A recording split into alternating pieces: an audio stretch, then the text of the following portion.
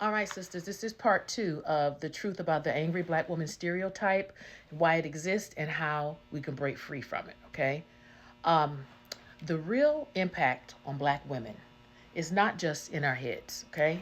The stereotype doesn't just exist in entertainment, it affects black women in real life. For example, in the workforce, right? As black women, we speak up, we're labeled aggressive, right? While white women, when they speak up, they do the same, they're assertive, right?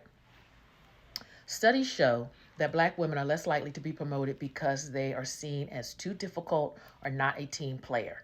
And we are expected to do more emotional labor while receiving less respect. Now, let's stop here.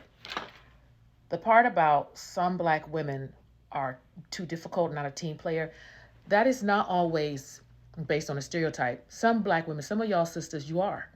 I'm going to be honest with you. I have held leadership positions where I have managed and directed some black women, and just like some white folk and some Asian, Latino. Trust me, I used to work at an all Asian organization where I was a program manager. So every culture has their own set of prejudices and stereotypes about black women.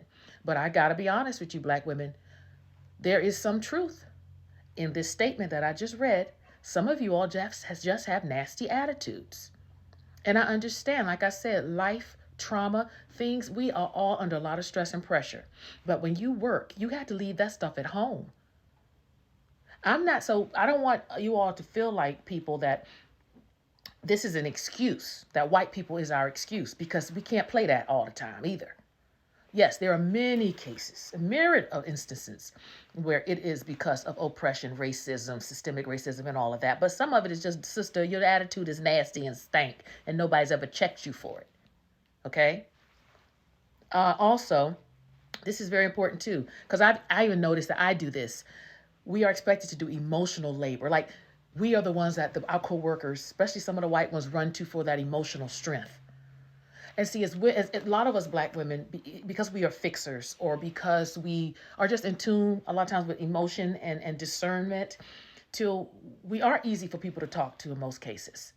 And so I found myself when I see someone that's lacking or needs some encouragement or whatever, because I'm a fixer, I feel like I'm a healer, I can help and fix.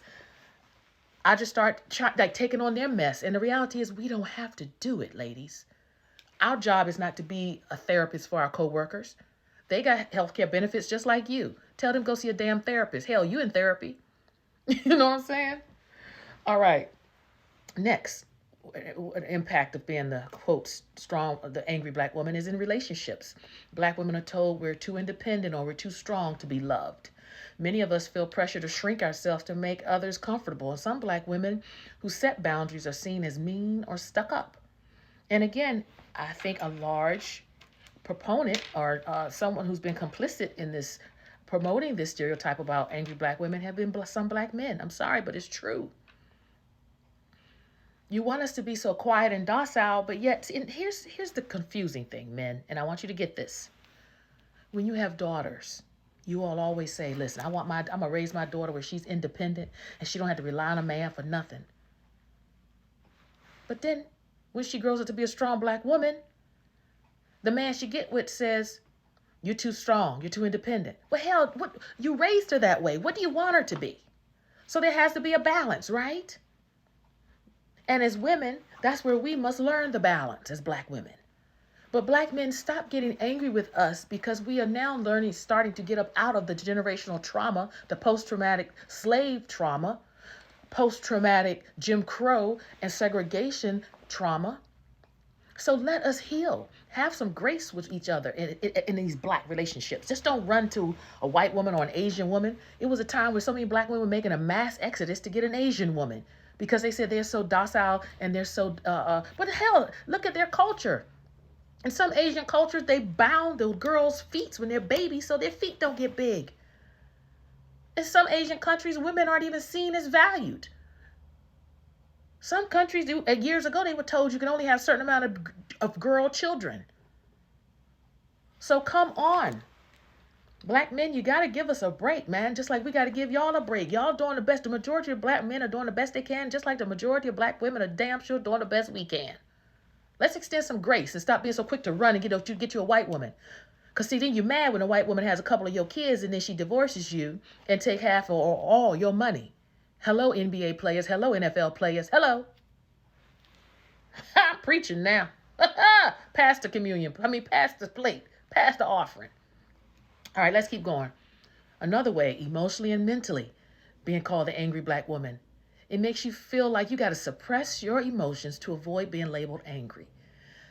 We face constant migressions like, calm down, or why are you so defensive, or you're too sensitive. That constant gaslighting leads to stress, anxiety, and burnout. And then that will piss you off. And that'll make you an angry black woman. Enough is enough. Black women should not have to work twice as hard just to be heard, respected, and loved. And it's so true. And then don't be a taller or bigger or fuller figured black woman. Oh, no. Then they really see you're intimidating. You're being aggressive. How we fight back. What's the answer, ladies? Breaking free from the stereotype. First, we got to call it out every single time. If someone tries to dismiss a black woman as angry for simply speaking her truth, challenge it. Ask her, say, would you say this if a white woman said this thing? Or don't let people gaslight you into believing your emotions aren't valid.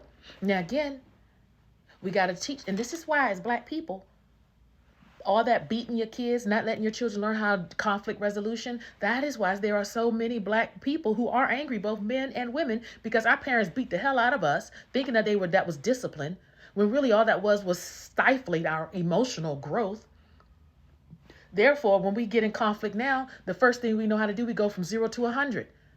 The temper, the anger. We weren't taught conflict resolution. We weren't taught to be quiet, listen, and observe and hear what someone has to say and then respond. You understand? We were told shut up and be seen and not heard. You don't talk back to me. Shut your mouth. You see how that stifles the growth? It angers you. Yes, it'll make you angry. Some of you all are just angry because of how you were raised. You never had an opportunity to have a voice. I grew up with a lot of anger and rage. It wasn't even anger. It was past anger. It was rage. It was rage. I had. All right, keep going. Number 2, how do we break free of it? We speak our mind without an apology, unapologetically. You don't need to soften your words or make yourself smaller to be heard. If someone's passionate about something, own it. If someone tries to police your tone, redirect the conversation back to the facts. Say, hey, you know what? My point that I'm making is, you understand? Because we can't get a little hype. We got to learn to tone it down.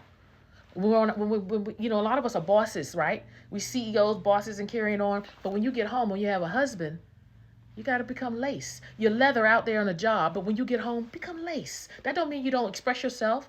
But I'm gonna do a study on that. How you flip it. I'm gonna be married 20 years with my man, so I trust me. It's a lot I can teach you on that. Let's keep going. Document your microaggressions and push for fair evaluations in the workplace. And encourage workplaces to train managers on racial and gender bias. Even though we know right now, with Trump, they don't want that, but still. Next, we need to support and celebrate authentic black women. Follow and uplift black women who speak the truth. Like me, okay? Promote movies, TV, and books that show real, multifaceted black women. Push back against reality TV and media that glorifies black women being pitted against one another. I can't stand that stuff. And normalize a black woman's full range of emotions. Black women are not robots. We are allowed to be soft and loving, sad and vulnerable, loud and passionate, strong and assertive.